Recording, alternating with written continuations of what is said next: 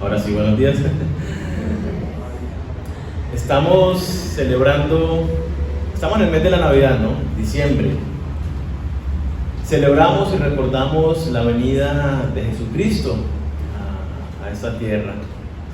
Recordamos cómo la semana pasada hablábamos de Dios preparando el camino. Envió a Juan Bautista a que dispusiera el corazón de las personas para la venida de Jesús, el Mesías. Esta época muchas veces pasa como desapercibida, es decir, se enreda a veces la gente en el niño Dios, y el nacimiento, y las novenas, y fiesta, y familia, y salidas, y los trancones, y hay que comprar los regalos. Pero a veces no nos acordamos, o a veces de pronto no tenemos un concepto claro de lo que implica la venida de Jesucristo. Hoy vamos a estudiar un poco acerca del anuncio, el anuncio de la venida de Jesús, justamente a María y a José, y vamos a sacar de allí algunas lecciones importantes para nuestra vida. Yo los invito a que vayamos a Lucas, capítulo 1, vamos en nuestras Biblias a Lucas, capítulo 1, versículo 26 al 38, vamos a leer. Dice: al sexto mes, el ángel Gabriel fue enviado por Dios a una ciudad de Galilea llamada Nazaret, a una virgen desposada con un varón que se llamaba José, de la casa de David, y el nombre de la virgen era María. Y entrando el ángel en donde ella estaba, dijo: salve, muy favorecida, el Señor es contigo, bendita tú eres entre las mujeres. Mas ella, cuando le vio, se turbó por sus palabras y pensaba qué salutación sería esta. Entonces el ángel le dijo: María, no temas, porque has hallado gracia delante de Dios. Y ahora concebirás en tu vientre y darás a luz un hijo, y llamarás su nombre Jesús. Este será grande y será llamado Hijo del Altísimo, y el Señor Dios le dará el trono de David su padre, y reinará sobre la casa de Jacob para siempre, y su reino no tendrá fin. Pongámosle pausa ahí en la historia. Uno normalmente o frecuentemente hace estas lecturas y como que ya leí, sí, el ángel le anuncia a María, pero uno como que no se detiene a mirar la cantidad de detalles que hay en el pasaje. Recordemos, este pasaje, en esta vez de primera mano, ¿qué vemos? Dios envía un ángel. El ángel Gabriel es de los pocos que se conocen con nombre propio en la Biblia. Es más, se conocen tres: Luzbel, que es Satanás, Miguel y Gabriel. Son los tres ángeles que se conocen en la Biblia con su nombre propio. Dios envió un ángel a hablar con María, a comunicarle su plan, a expresarle cuál era su voluntad. Y me pone a pensar esto porque de alguna manera es lo que Dios hace constantemente con nosotros. Dios se quiere comunicar con cada uno de nosotros. Lo hizo, si recordamos, en los comienzos, en el libro de Génesis. ¿Por intermedio de quién hablaba Dios? De nadie, era Él directamente. Dice que se paseaba por el huerto del Edén y hablaba con Adán y Eva. Luego, cuando se le apareció a Moisés, fue Él directamente: yo soy, el yo soy. Se le apareció y le hablaba directamente a los que había elegido. Pero también vemos cómo Dios habló a su pueblo a través de ángeles. A Abraham se le apareció con ángeles, a Jacob. Bueno, aquí en este caso estamos viendo, se ha hablado a través de ángeles, ha hablado a través de profetas. Enviaba a sus profetas para que llevaran su palabra a las personas del pueblo. Habló por medio de su Hijo Jesucristo. Y a nosotros, de una manera muy clara, nos ha dejado su Espíritu Santo y su palabra para hablarnos. Dios ha hecho todo lo que se podía hacer, la entrega de Jesús en la cruz, para que nosotros podamos escuchar su voz, para que conozcamos su palabra. Entonces yo pienso que esto de primera mano nos lleva a poner nuestra mirada en Dios, ¿cierto? A reconocer que Dios está buscándonos, a voltear nuestro corazón, a voltear nuestros ojos, nuestros oídos atentos a lo que Dios quiera hablar a nuestras vidas. Entonces, ¿qué debemos hacer? Buscar a Dios, estar atentos a lo que Él tiene para nosotros. En esta mañana, ¿qué va a hablarnos Dios? A través de su palabra. Y venir siempre con esa disposición a Él, ¿no? Señor, ¿qué tienes para mí en esta mañana, en este tiempo? Entonces, vamos a ver algunas cosas que encontramos en este pasaje, aparte de esta reflexión que ya hacemos, que Dios está buscando comunicarse con nosotros. Viene un anuncio del evento más importante de la historia, la venida de Jesucristo, un evento que partió la historia en antes de Cristo y después de Cristo. El calendario se partió y se dividió. Es tan importante este suceso. ¿Qué es lo que se está anunciando?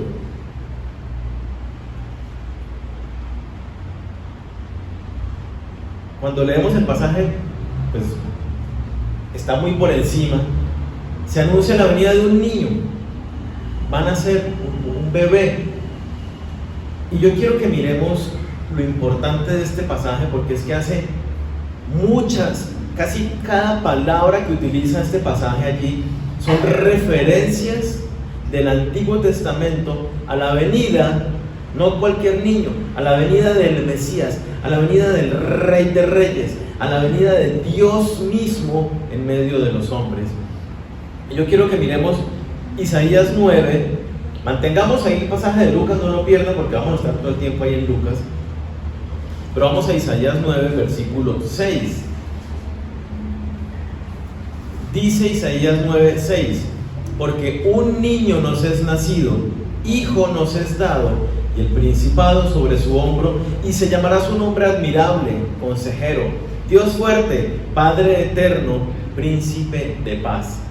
Este pasaje de Isaías, ¿de quién está hablando? De la venida del Mesías, del Salvador, del escogido por Dios, del Hijo de Dios que venía a salvar al mundo de sus pecados. ¿Y qué le está anunciando el ángel Gabriel a María? Está diciendo: viene un niño, viene este niño, el que todos están esperando, el príncipe de paz.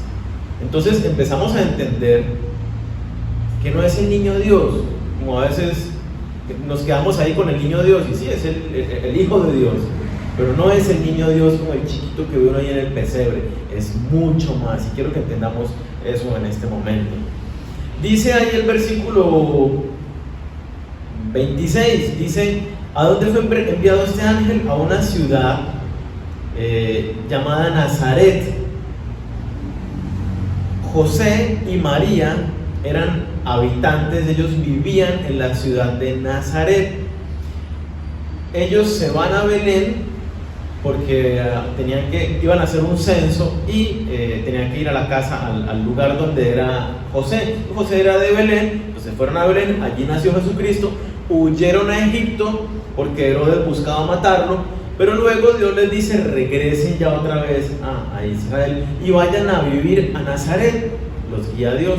Entonces ellos llegan a vivir a Nazaret. ¿Por qué? Para que se cumpliera otra de las profecías, que Jesús sería llamado Nazareno. Era otro de los pasajes, y Mateo 2, versículo 23 lo dice: vino y habitó en la ciudad que se llama Nazaret, para que se cumpliese lo que fue dicho por los profetas, que habría de ser llamado Nazareno. Otra referencia, cuando vemos este pasaje, no tengo tiempo para explicarlo ahora. ¿Por qué? Porque cuando habla de Nazareno, no se refiere solamente a que era un habitante de la ciudad de Nazaret, porque si no, esa profecía podría caerle a cualquier persona, sino que es una profecía de Isaías 11, ¿cierto? Es una profecía de Isaías 11, que si ustedes la leen, ustedes dicen: pero aquí no dice nada de Nazareno, no dice nada de Nazaret. Lo que pasa es que es un juego de palabras en hebreo que dan a entender con claridad que, lo explico así muy por encima, esta palabra, no recuerdo la palabra hebrea, pero muy parecida a Nazaret, Natzer, implica renuevo. El árbol de David, entonces imagínense un árbol con las raíces y el árbol de David, ese árbol se secó, es decir, el reinado de David se secó, pero este vástago, la palabra Natzer del hebreo, lo que quiere decir es que de esa misma raíz vuelve y brota otra rama después. O sea, el árbol está aquí, el árbol se corta, pero esa misma rama vuelve y sale luego de la tierra. Por otro lado, de esa misma raíz, una nueva rama. Estaba hablando justamente de ese que era descendiente de David, ese retoño que habría de ser el Mesías Salvador. Y esa misma palabra es la que se usa aquí para la descripción de Jesucristo, ese nazareno, ¿sí? Entonces por eso Mateo lo identifica claramente con la profecía de aquel renuevo que había de venir, que es el Mesías. Por eso Jesucristo vivió en esta ciudad de Nazaret. Son detalles que nos están diciendo, caramba, cada palabra, lo que les digo, que está en este pasaje, nos muestran referencias a la persona que venía. En el versículo, ahí vemos que en el anuncio a quien se lo hizo el ángel Gabriel, dice que vino a una joven virgen. Isaías 7, versículo 15, dice: por tanto, el Señor mismo os dará señal. He aquí que la virgen concebirá y dará a luz un hijo, y llamará su nombre Dios con nosotros. Llamará su nombre Emmanuel, que es Dios con nosotros. Una referencia clara a la venida del Rey de Reyes, del Mesías, del Salvador del mundo. Otra señal entonces de que lo que el ángel está anunciando aquí no es cualquier nacimiento. Seguimos, versículo 27 menciona que esta mujer estaba desposada, es decir, comprometida para matrimonio con un varón que se llamaba José. ¿Y cuál es la característica que describe de este varón? Dice que era del linaje de David. Luego, si vemos el versículo 33 que acabamos de leer ahí en Lucas, dice: el Señor Dios le dará el trono de David, su padre. Estas dos referencias a David hacen alusión tal vez al pasaje más importante del anuncio de la venida del Mesías, y lo encontramos en segundo libro de Samuel, capítulo 7, versículos 12 y 13. Dice, hablándole Dios a David por medio del profeta Natán, le dice: y cuando tus días sean cumplidos y duermas con tus padres, yo levantaré después de ti a uno de tu linaje. ¿De qué linaje era José? El cual procederá de tus entrañas, y afirmaré su reino.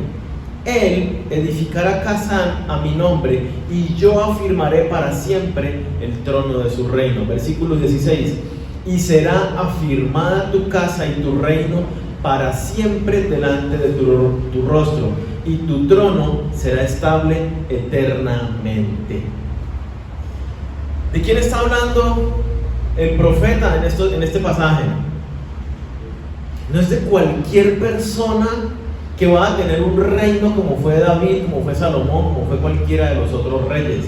Dice: este rey es un rey eterno que va a gobernar por la eternidad en un reino que nunca se va a terminar. Nos está hablando de implicaciones sobrenaturales, nos está hablando del reino de Dios, del reinado del Rey de Reyes, Dios mismo en medio de nosotros. Y cuando le anuncia a María de la venida de este niño, le dice: Él es el Rey de Reyes, el que viene a traer un reino que no tendrá fin, no va a terminar nunca. No es cualquier persona, no es simplemente un profeta, no es alguien que va a hacer algo bueno, no es un buen líder, que nos da enseñanzas acerca de moral y buenas costumbres. No, el que viene no es una buena persona, o sea, sí lo es, pero no es que simplemente sea eso, es el Rey, Rey de reyes, Señor de señores, viene a establecer su reino. Por eso tenía que prepararse lugar para el Rey, tenderle el tapete, la alfombra roja para la venida del Mesías. Dice ahí mismo el pasaje de Lucas, dice, ¿cuál es el nombre que le van a poner al niño? Jesús. ¿Qué quiere decir Jesús? El Señor salva. Una vez más, una referencia al Salvador, al Mesías prometido. Dice que va a ser el Hijo del Altísimo. ¿Quién es el Hijo del Dios Todopoderoso? Jesús. Referencia absolutamente clara y directa. Ahí en 2 de Samuel, que acabamos de leer, el versículo 14, la primera parte dice, yo le seré al Padre y él me será mi Hijo. Hablando de la misma profecía. Él salvará al mundo de sus pecados, el Hijo de Dios, del Altísimo. Y el versículo 33 dice, y reinará sobre la casa de Jacob para siempre, y su reino no tendrá fin. La profecía ahí en 2 de Samuel 7:16 dice, será afirmada tu casa y tu reino para siempre delante de tu rostro, y tu trono será estable eternamente. Nada más, leyendo este pequeño párrafo de Lucas, es indiscutible poder ver y entender que el anuncio que se está haciendo es de aquel que hablaban todas las profecías del Antiguo Testamento, de aquel que había de venir, del Hijo de Dios, Emmanuel, Dios con nosotros, el Hijo del Altísimo, el Rey con su reino eterno. Entonces, no podemos mirar esta época, no podemos pensar en el nacimiento y en la venida de Jesucristo como algo simplemente, bueno, no, sí, sucedió algo ahí importante. No, es el evento universal más importante. No existe un evento más importante en la historia del universo que la revelación del Rey, del Mesías, Jesús, a reinar. Cuando vemos en la Biblia, sobre todo en el Antiguo Testamento, bueno, en el Nuevo Testamento también, usan unas palabras muy específicas para hablar de Jesús. Es más, a Jesús nosotros lo conocemos mayoritariamente como Jesucristo, ¿cierto? Jesucristo vendría siendo Jesús el Cristo. ¿Qué es el Cristo? Hablamos de Jesús o hablamos de Cristo como la misma persona. Cristo, Jesús, el Mesías, lo hablamos como de la misma persona, pero a veces no entendemos. Yo quiero explicar un poquitico. La palabra Mesías es una palabra hebrea. Su palabra sinónima en el griego es Cristo. Así que si decimos Cristo, estamos hablando griego. Si decimos Mesías, estamos hablando hebreo. Si queremos decirlo en español, diríamos ungido. Mesías quiere decir ungido en hebreo. Cristo quiere decir ungido en griego. Entonces hablamos de Cristo, de Jesús el ungido. Ahora, una vez más, para entender un poquito de esto, tenemos que entender el contexto bíblico. ¿Quiénes eran ungidos de acuerdo a Dios? ¿Qué personas se ungían? En la Biblia solamente vamos a ver 3 personas ungidas. Bueno, alguien dirá, bueno, los enfermos también se ungían, pero es algo diferente. Solamente se ungían 3 personas en la Biblia. Se ungía al rey, se ungía al profeta y se ungía al sumo sacerdote.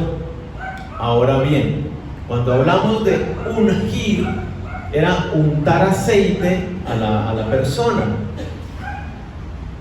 Esta palabra ungir no es solamente untar aceite, sino tiene unas implicaciones de elección, elegido. Por eso también el Cristo o el Mesías pueden traducirlo como el elegido. porque es justamente esa unción. Era cuando Dios le dice, por ejemplo, a Samuel que nombre a Saúl como rey. La elección de Saúl como rey es cuando él lo unge. Cuando Elías a Eliseo unge a Eliseo también como profeta, y así, esa unción era la elección. Usted ahora es el sumo sacerdote, y se hacía una unción, era el elegido. Y esto es muy bonito porque cuando hablamos de todas las profecías, nos hablan de ese ungido, de ese elegido, de ese Mesías, de ese Cristo que va a venir. Jesús cumple las tres funciones. Jesús cumple la función de profeta. Jesús es el profeta por excelencia, habló la palabra de Dios. Jesucristo dice: es que yo no digo nada por mi propia cuenta, yo hablo lo que oigo decir al Padre, hablo la palabra de Dios. Jesús es el profeta por excelencia, habló la palabra de Dios, su palabra era la palabra de Dios. Cumplió la función de profeta, cumplió la función del sumo sacerdote. ¿Qué hacía el sumo sacerdote? El sumo sacerdote era la persona que intercedía, mediador entre el pueblo y Dios. Entonces el sumo sacerdote, dentro de las cosas más importantes que él hacía, era presentar la ofrenda del cordero. Mataba el cordero y presentaba la sangre en el lugar santísimo delante de Dios para que se cubrieran los pecados del pueblo. Ahora bien, Jesucristo cumple la función de sumo sacerdote cuando Él va delante del Padre y se presenta a sí mismo como el Cordero de Dios, como el Cordero inmolado, ya no que cubre, sino que quita los pecados de la humanidad. Jesucristo es el mediador entre Dios y los hombres, pagando el precio, Él como Cordero, por los pecados. Y Jesucristo cumple la otra función, que es de rey. Viene con su reino. ¿Recuerdan que Poncio Pilato le pregunta ya al final, ya, ¿eres tú rey? ¿Qué le dice Jesucristo? Mi reino no es de este mundo. Sí soy rey, le está diciendo. Sí soy rey, pero mi reino no es de este mundo. Si mi reino fuera de este mundo, yo hubiera dado la orden y mis súbditos hubieran acabado con todo esto. Él dice: pero mi reino no es de este mundo. Sí soy rey.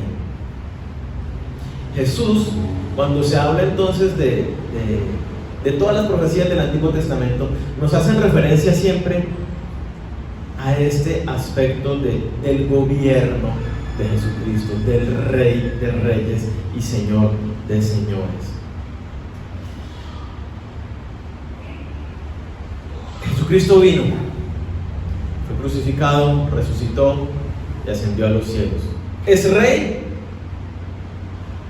Cuando nosotros miramos la Biblia, en Romanos lo dice, muy interesante, nos dice que Jesucristo vendrá en su reino, vendrá a establecer su reino terrenal, cuando nosotros los gentiles, cualquier pueblo que no sea judío, que no sea el pueblo de Israel, somos los gentiles. Cuando el último de los gentiles que han de ser salvos, sea salvo. En esta temporada, en este tiempo que se llama el tiempo de la gracia, el tiempo de la iglesia, es un tiempo donde donde Jesucristo establece su reino y su gobierno. ¿En dónde? En el corazón de cada uno de nosotros, que lo aceptamos como nuestro Rey, como nuestro Señor y como nuestro dueño. Y va a venir Jesucristo con su reino físico, lo dice la palabra, cuando llegue su momento. Pero entendámoslo, cuando se da el anuncio, ¿quién es el que viene a la tierra? El Rey de Reyes. ¿Y dónde va a gobernar? En los corazones de los hombres. ¿Qué hombres? Los que nos dispongamos para Él. Esto es sumamente importante, porque si yo me acerco a Dios simplemente como una búsqueda piadosa, digámoslo, o religiosa, o ritual, ¿qué implicaciones tiene para mi vida? Pongamos que en la práctica, en la realidad, no en la práctica, ninguna. Yo puedo decir, pero es que todos los días estoy de rodillas y hago y levanto mis manos al Señor y le digo. Pero es que tiene que suceder algo en mi vida para que Él sea el rey de mi vida. Y es que yo sea territorio rendido a Él. Si Él no puede ejercer su gobierno, su autoridad en mi vida, entonces ¿quién es el rey de mi vida? ¿Quién es el rey de mi corazón? Sigo siendo yo mi propio rey. Y aquí es donde es muy importante que entendamos justamente esto acerca de esta época de Navidad. Que no nos quedemos con el pesebre y los animalitos y tan lindo el niño Dios, y esto lo tenemos escondido y cuando llegue el 24 entonces sí lo ponemos y yo no sé si ustedes lo hacen, ¿cierto? Tradiciones que se suelen tener. No, estamos hablando del gobierno, la venida del Rey de Reyes a este mundo. Y entonces tenemos que ver y entender, caramba, yo como lo que hablamos la semana pasada, estoy disponiendo mi corazón para que Él ejerza su autoridad absoluta en mi vida. Me he rendido a Él como su súbdito, porque Él es el Rey.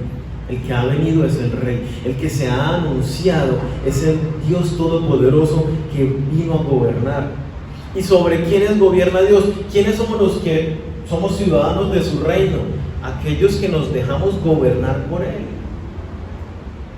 Y para esto quiero que veamos la lección y el ejemplo que tienen para darnos José y María justamente.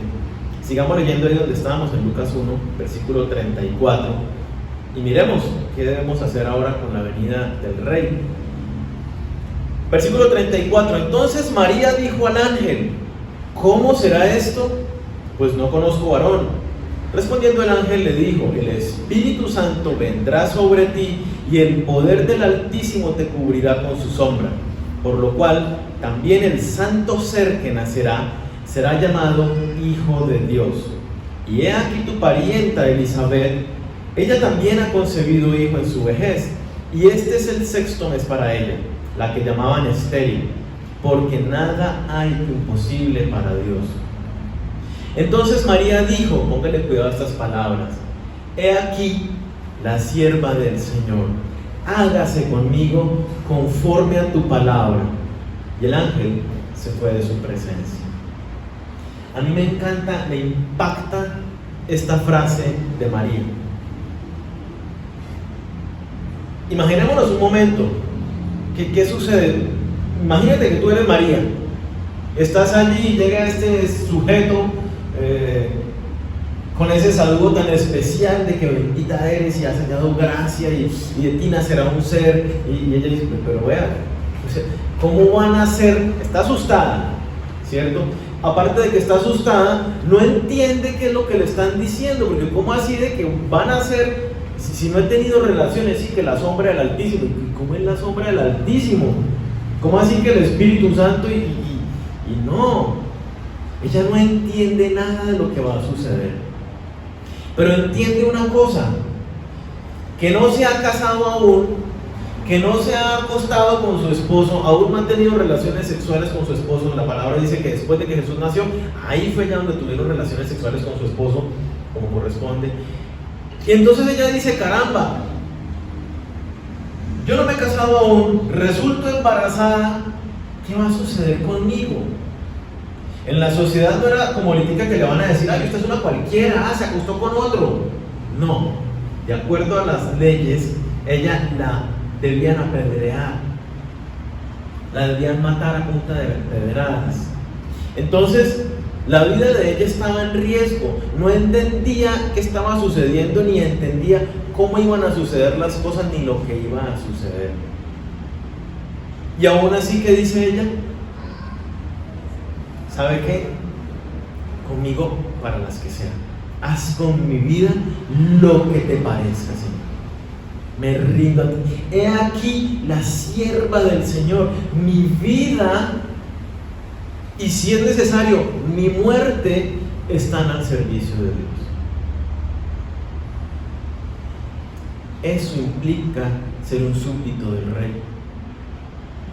Eso implica entender la venida de Jesús el Rey. Eso implica que nosotros hagamos una oración y le digamos: te acepto como mi Rey, como mi Señor y Salvador. Es rendirnos de la misma manera que María lo está haciendo. Y María nos da una clave aún más interesante. Dice: hágase conmigo conforme a ¿qué? Conforme a tu palabra. Hágase conmigo conforme a tu palabra. ¿Qué está diciendo María? Oye, yo rindo mi vida en sujeción y en obediencia a tu palabra. ¿Qué dice la Biblia? Lo que diga la Biblia es lo que yo estoy dispuesto a obedecer.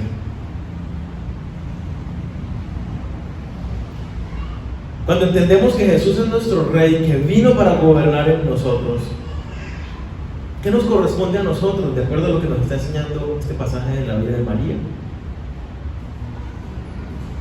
Hágase conmigo conforme. Yo me hago a la forma, yo me moldeo. Ser conformado es hacerse a la forma de dejarme moldear.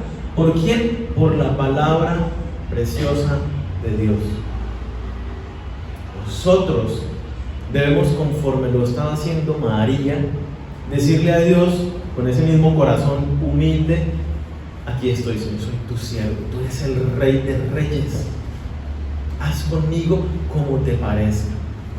Toma mi vida. Si aún está en riesgo, es tu vida, Señor. Soy tu siervo. Nuestra responsabilidad es meternos todos los días en la palabra de Dios. Todos los días en la palabra de Dios. ¿Para qué? Para conocerlo y obedecerlo. Dice Jesús: los que entran al reino de mi Padre no son los que me dicen Señor, Señor, sino aquellos que hacen la voluntad de mi Padre. Rendición en obediencia. Eso está en Mateo 7:21 y siguientes. Entonces, estemos totalmente dispuestos, entregados y rendidos. Pidámosle a Dios de la misma manera que María. Tal vez digámosle: Señor, no entiendo lo que demandas de mi vida, no entiendo lo que quieres hacer conmigo, no entiendo las cosas que tú quieres que yo deje, no entiendo los riesgos que tú quieres que yo tome, pero ¿sabes qué? Tú eres Rey en mi vida. Haz lo que te parezca en mi vida. Y eso implica que tú le digas: mi tiempo, mis pensamientos, mi dinero, mis relaciones, mi familia, mi trabajo, absolutamente todo que tú le digas, Señor, es tuyo. Te lo rindo a ti. ¿Qué tan dispuestos estamos a dar la vida por Jesús? ¿Ustedes saben cómo es el evangelio en China?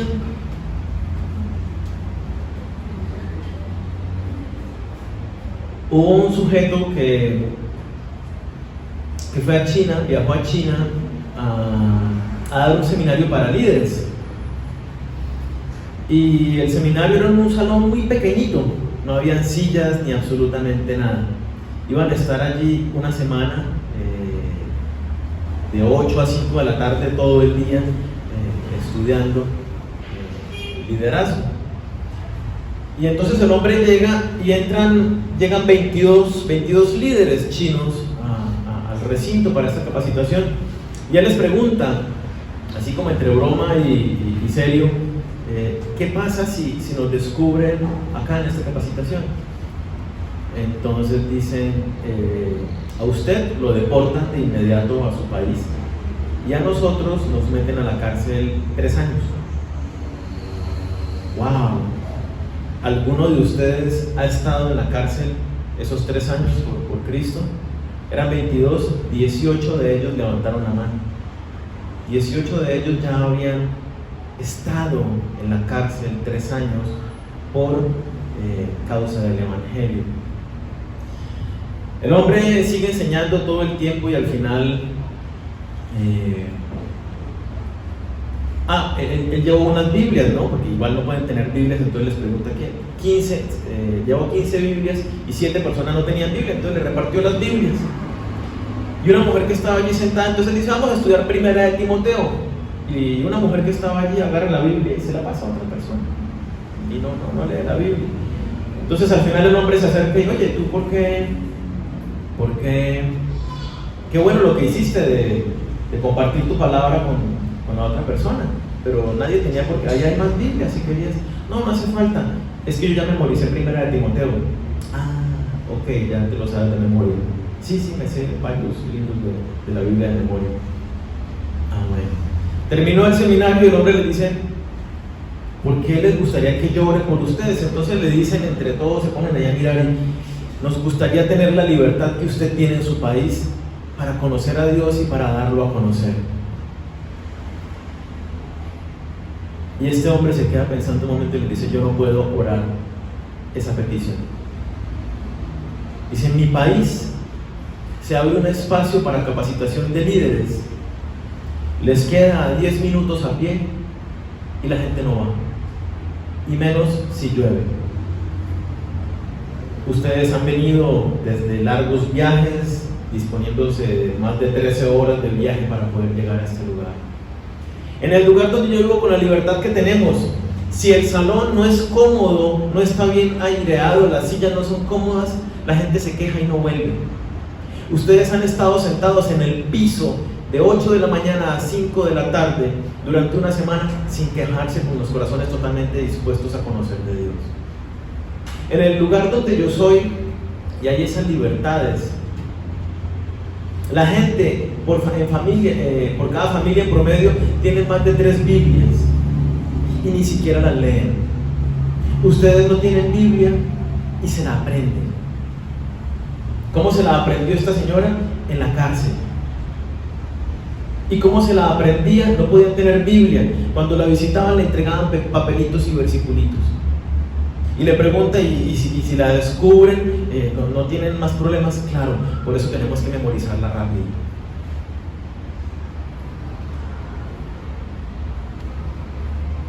En mi país no leen la Biblia, ustedes la memorizan con rapidez.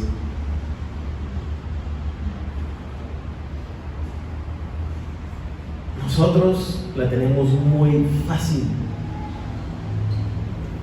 Y aún así despreciamos en gran manera lo que implica ser un hijo del Rey de Reyes. Despreciamos lo que implica que Cristo vino, el Rey del universo, se despojó de su vestidura de Dios para morir en la cruz por nosotros, para que gobierne nuestros corazones. Hay gente que está dispuesta, que han dado su vida por causa del Evangelio. Misioneros que llegaron a lugares donde los mataron, tan pronto entraban al lugar, los mataban. Y después de eso, sus familias e hijos iban a esos lugares a seguir con la labor que sus padres iniciaron, habiendo sido cruelmente asesinados. ¿Qué estamos dando por causa del Señor? Nos estamos rindiendo a Él realmente, como lo que nos dice el pasaje, como el Rey de Reyes, para que gobierne en nosotros.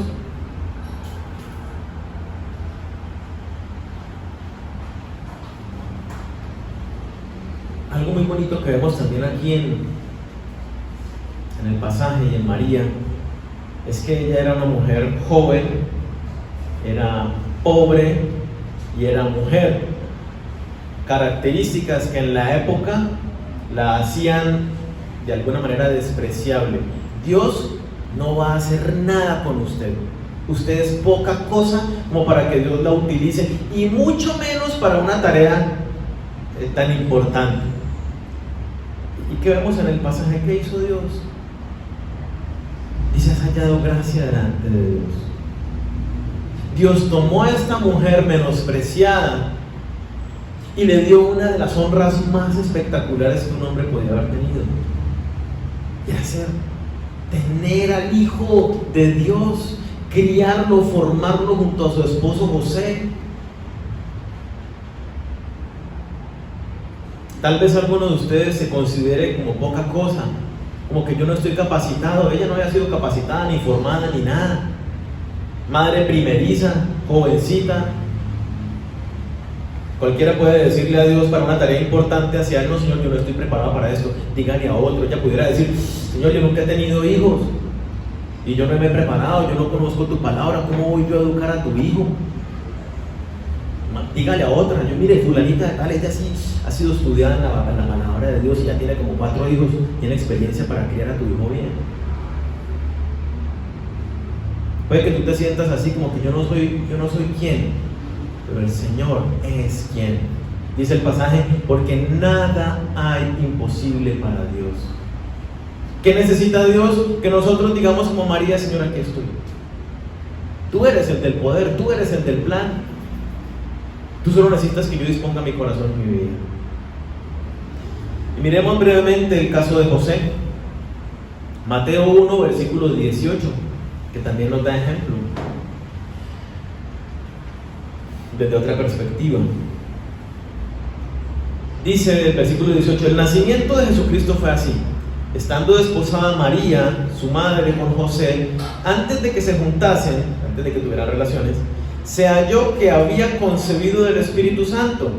José, su marido, como era justo y no quería infamarla, quiso dejarla secretamente. Y pensando él en esto, he aquí un ángel del Señor le apareció en sueños y le dijo: José, hijo de David, no temas recibir a María tu mujer, porque lo que en ella es engendrado del Espíritu Santo es. Y dará a luz un hijo y llamará su nombre Jesús, porque él salvará a su pueblo de sus pecados. Todo esto aconteció para que se cumpliese lo dicho por el Señor por medio del profeta, cuando dijo: he aquí una virgen concebirá y dará a luz un hijo y llamará su nombre Emmanuel, que traducido es Dios con nosotros. Versículo 24: y despertando José del sueño, hizo como el ángel del Señor le había mandado y recibió a su mujer. ¿Qué nos dice? A mí me encanta este pasaje nada más porque lo que hizo José. Metámonos un poquito en los zapatos de José. Usted está prometido con su esposa. Si es mujer, piense que es varón. Usted es un varón, está comprometido con su esposa. La ama. Se le declaró, hizo todo lo necesario para conquistar su corazón. Usted está feliz de que eligió a María, la mejor de todas, y resulta que la ve después del fin de semana y está embarazada. ¿Usted cómo se pone? ¿Cómo se siente? Y José se sentía de esa manera: traicionado, dolido, triste, con rabia. ¿Por qué me hizo esto? Yo la amo. ¿Con quién estuvo? No quiero ni pensarlo. Y está dando vueltas, dice que la amaba tanto que dice: yo no voy a hacer lo que la ley lo que corresponde por ley, que la apedreen, entonces voy a dejarla en secreto para que ella pues tampoco le pase nada, pero la voy a dejar. Y entonces ya había tomado esa decisión. Viene el ángel y le dice: oye, tranquilo, ¿cierto? Bueno, sí, ya, si usted lo dice, tranquilo, lo que ella tiene, ella no se acostó con ningún varón, es del Espíritu Santo, y el hijo que viene es el Mesías prometido, así que recíbalo. ¿Cómo queda la cabeza de José ante un hecho de estos? Igual que María: no entiendo qué sucede, no entiendo cómo fue la concepción del Espíritu Santo que la sombra del Altísimo vino, no lo entiendo. Todavía estoy como que me quedó el dolor, me quedó la herida, estoy empezando a entenderlo y ok, listo, la perdono. Es una lucha interna para él. No, porque yo ya tomé mi decisión, la voy a dejar. O sea, tuvo que cambiar su parecer. Dice que el ángel se fue, listo, dejó de hablarle, y él dice: hizo como el ángel del Señor le había mandado, hizo conforme Dios le dijo que tenía que hacer.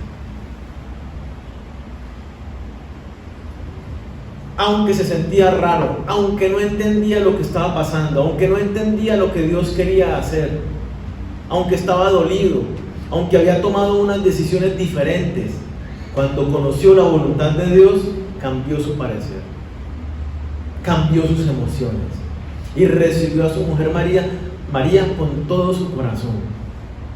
Y siguió, y ahí en adelante vemos cómo siguió las instrucciones de Dios. Dios le dijo: vea, huyan para Egipto porque vienen a buscarlo, luego de Egipto vayan otra vez. Dios a José le siguió dando instrucciones. Vemos aquí dos ejemplos bien especiales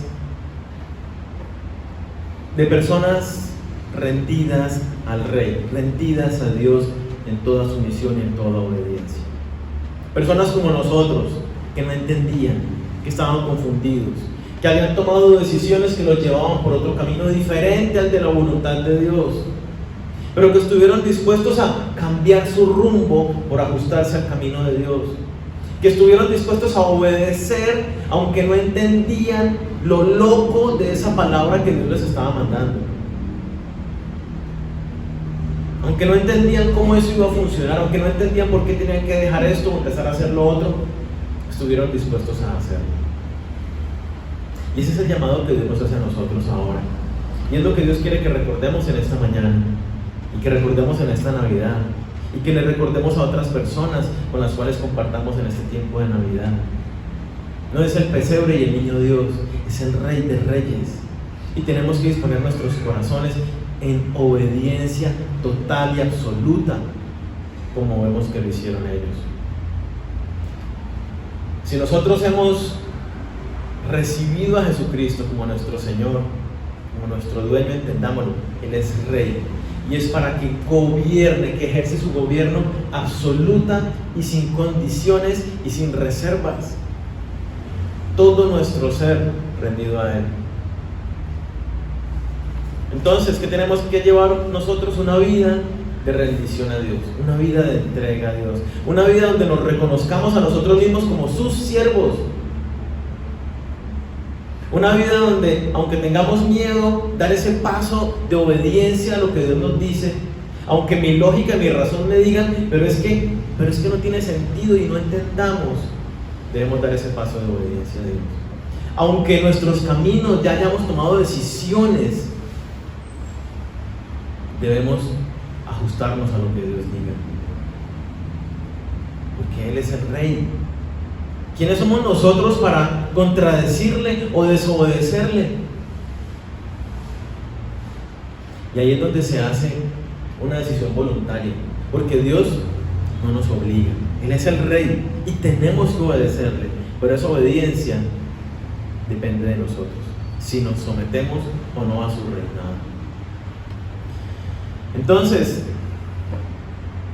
¿qué aprendes esta mañana del anuncio de la venida de Jesucristo, del Rey de Reyes? ¿Quién venía a este mundo y quién significa para ti Jesucristo? ¿Qué ejemplo tomas tú para seguir de José y de María en sus vidas cuando escucharon la palabra de Dios? ¿Te vas a rendir por completo? ¿Vas a estar dispuesto como muchos hombres y mujeres en otras partes del mundo lo han hecho, inclusive poniendo en riesgo su vida? Yo te invito a que cerremos los ojos y vamos a hablar con Dios.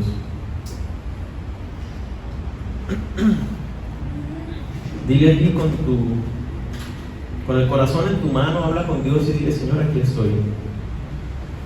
Hoy entiendo con mayor claridad el anuncio que tú dabas. No era un nacimiento cualquiera, era el cumplimiento de tus tiempos, era el momento de la salvación, era el momento de la restauración de cada uno de nosotros, era el momento en que tú, Dios Todopoderoso, hacías presencia en la tierra para vivir una vida santa y sin pecado y pagar el precio por nosotros. Hoy, Señor, entendemos con total claridad que lo que implica recordar estas fechas de Navidad, y es la venida de tu Hijo Jesucristo, el Rey de Reyes, a establecer su gobierno. Señor, entendemos que en este tiempo y en este periodo ese gobierno se ejerce en los corazones de los hombres. Dile a Dios: Señor, yo quiero que mires hoy mi corazón. Mira si hay camino de impiedad, si hay camino torcido en mi vida. Y dile a Dios: Señor, perdóname. Hoy genuinamente quiero reconocerte a ti como ese Rey absoluto para que gobiernes en mi corazón. Dile: Señor, tal vez hasta este momento yo me he reservado para mí algunas áreas de mi vida en las cuales no te he querido confiar. Tal vez son mis emociones. Dile a Dios si son tus emociones. He querido hacer lo que me parece, llevar las relaciones como yo quiero, conforme mi corazón me dicta. Dile si son tus finanzas,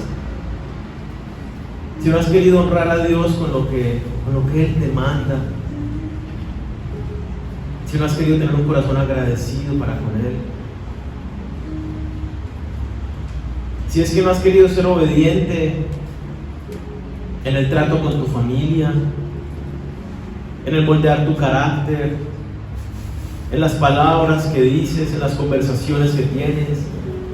Dile a Dios: Señor, hoy yo de manera consciente te pido perdón porque he estado microgobernando áreas de mi vida y no puede ser así. Tú tienes que ser el Rey absoluto sobre mi corazón. Dile: hoy te entrego todo mi ser, te entrego esta área que tal vez me ha costado, pero de la manera que María, que José estuvieron dispuestos a rendirse a ti, hoy yo me rindo ante ti y le digo: he aquí tu siervo, Señor, hágase conmigo conforme a tu palabra. Conozco que tu propósito para mí, tu voluntad para mí es buena, es agradable y es perfecta. Tú conoces los planes que tienes para mi vida y yo quiero esos planes tuyos, no los míos. Para ti no hay imposibles. Tú conoces mi pasado, mi presente y mi futuro. Yo quiero estar en tus manos, rendido ante ti, Señor. Por eso nos rendimos ante ti en esta mañana, Señor. Gobierna tú en cada uno de nosotros. Establece tu trono en nuestras vidas y llévanos a que seamos esos agentes tuyos para llevar tu palabra a toda criatura que pongas en nuestro caminar. Permite que nosotros seamos esos agentes de reconciliación en medio de nuestras familias, con nuestros amigos, en el trabajo. Que seamos esos siervos tuyos dispuestos a jugárnosla por ti, Señor. Que nuestra vida es tuya, tú la pagaste, tú eres nuestro Rey, nuestro Señor. Abre tus labios y dile a Dios: tú eres mi Rey. Y por eso te exalto, te glorifico, te bendigo, Señor. No hay otro como tú, eres santo, santo, santo, glorioso, grandioso. Vienes con tu reino prontamente para llevarnos contigo y estar por la eternidad contigo, Señor. Tú, mientras tanto, te manifiestas en medio de nuestras tribulaciones, en medio de nuestras dolencias. Gracias, porque tú nos moldeas, nos haces conformes a ti a través de tu palabra y tu Espíritu Santo en este tiempo, Señor. Gracias por tu obra en cada uno de nosotros. Hoy ponemos nuestra vida en tus manos, Señor, la vida de esta tu iglesia en tus manos. Te pedimos por nuestros hermanos que están enfermos, que no han podido venir, que están con COVID o con otras dolencias, Señor. Te pedimos para que tú te manifiestes allí donde ellos están y los levantes, te fortalezcas en ellos, Señor. Les des de tu gracia y los sanes totalmente, papá. Permite que vuelvan a estar con nosotros aquí, levantando manos santas para alabarte y glorificarte. Te pedimos por aquellos que están de viaje, que también tú los guardes, que los cuides de todo mal, de todo peligro, y que los traigas con bienestar, Señor, de regreso a sus hogares. Te pedimos, Señor, por la necesidad de cada una de las personas que hacen parte de esta familia, que seas propicio a cada uno de ellos. Y nos permitas a nosotros en este tiempo de Navidad, de recordarte a ti, darte tu amor, compartiendo de tu palabra a todos los demás, Señor. Y compartiendo también de lo que tú nos has dado en recursos para bendecir a nuestros hermanos en la fe. Gracias, Señor, por este tiempo que nos regalas. Pedimos ahora tu bendición. En el nombre del Padre, del Hijo y del Espíritu Santo. Amén.